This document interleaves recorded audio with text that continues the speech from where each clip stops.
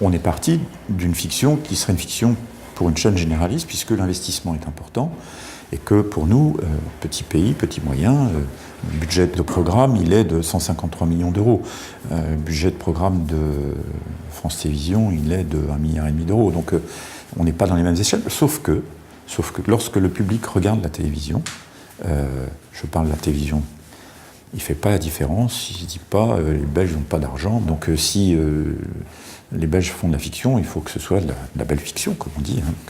Mais après, il y avait un cahier des charges que moi j'avais fixé avec l'équipe, c'est de dire, si on fait de la fiction, il faut qu'on fasse de la fiction belge, déjà, donc identitaire, proximité, mais on n'est pas contre le fait qu'elle soit internationale. En gros, il faut qu'elle soit identitaire, il faut qu'elle réponde à l'identité à la fois géographique et même commune, de partagée, de valeurs des Belges, mais penser aussi que ça doit vivre à l'extérieur des frontières. Moi, je ne souhaitais pas de la fiction consensuelle, puisqu'on l'a. En gros, on achète... on l'a à la frontière, on les diffuse, on est coproducteur de pas mal de séries françaises, donc il faut qu'on aille vers quelque chose de singulier, qui va constituer quelque part ce qu'on appelle les séries de genre. Et on a été un peu étonnés quand on a sorti nos premières séries, La Trêve, Ennemi Public, et là il y a La Trêve 2, Ennemi Public 2, elles sont parties tout de suite à l'étranger. Franchement, on ne s'attendait pas à ça. On espérait que ça marcherait bien en Belgique, ce qui a été le cas. Et puis, La Trêve, aujourd'hui, les producteurs m'ont envoyé une petite carte du monde. Elle est vendue partout, sauf en Chine. Des chaînes qui vont chercher des publics plus ciblés, parce que elles ont des codes, des écritures, elles sont un peu transgressives.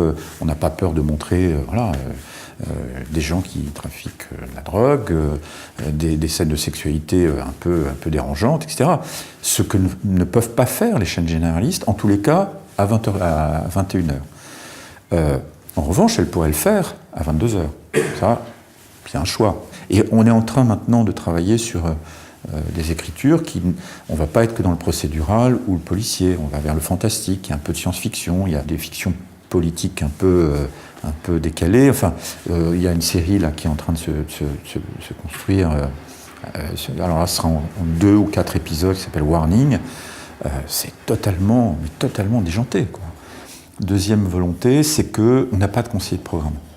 On a donc un responsable de la fiction qui englobe fiction, achat, acquisition, web fiction. On a créé un pôle fiction qui a toutes les fictions, le podcast, les séries, les acquisitions, etc. Parce que je pense que c'est un univers dans lequel il est perméable. Et les responsables qui suivent les écritures, ce sont des auteurs, qui d'ailleurs, eux, écrivent aussi. Je trouve que c'est important. Ils ont des projets ailleurs, et je pense que c'est important de les laisser... parce que, ils sont en proximité avec toutes les questions que peuvent se poser les auteurs, et ils ne sont pas en posture de... je pense que le public ne va pas aimer, ou mon public ne va pas aimer ça, etc. Non, ils sont dans l'acte de création. Du coup, la relation avec les producteurs, avec les auteurs, est beaucoup plus... quelque part, il y a une forme d'harmonie, et surtout de compréhension. En revanche, on donne une contrainte de temps. C'est-à-dire que si, au bout de 9 mois ou 10 mois, on n'arrive pas à accoucher de quelque chose, là, on débranche, on ne fait pas. Parce que le problème, notamment de la télévision publique, je l'ai connu, j'y ai travaillé, et on avait un pôle fiction, c'est de balancer les développements. Les raisons pour lesquelles on les fait ne sont pas toujours dans l'intérêt du public. Et puis les auteurs se fatiguent, et le producteur se fatigue, et tout le monde perd de l'argent, et c'est inutile. Et en plus, je pense que dans l'acte de création, il faut une contrainte temporelle. Sinon, on ne crée pas. Les gens viennent à RTBF, le réal, les auteurs, les acteurs, tout le monde est ensemble, avec l'équipe, Et ils font je sais pas, une liste des scènes, on teste, on voit ce que ça donne. Et donc, là aussi, dès lors que vous avez une proximité des équipes qui dirigent la fiction, une telle proximité, ça permet de faire passer immédiatement les messages et peut-être pas se perdre 3 mois après en disant ah ben, finalement non, ça ne nous plaisait pas.